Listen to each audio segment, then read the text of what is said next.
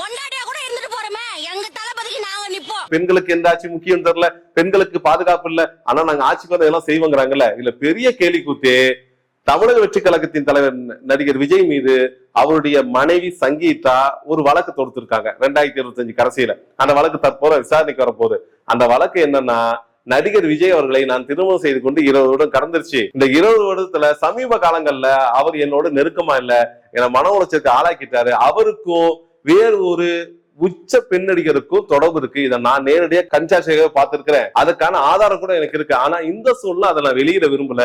அதனால அது முறைப்படி எனக்கு விவாதத்து கொடுத்து எனக்கு மெயின்டெனன்ஸ்க்கான இதை கொடுத்துட்டா நான் போயிடுறேன். அப்படி இல்லைன்னா பகிரங்கமாக இந்த ஆவணங்களை நான் வெளியிடுவேன்.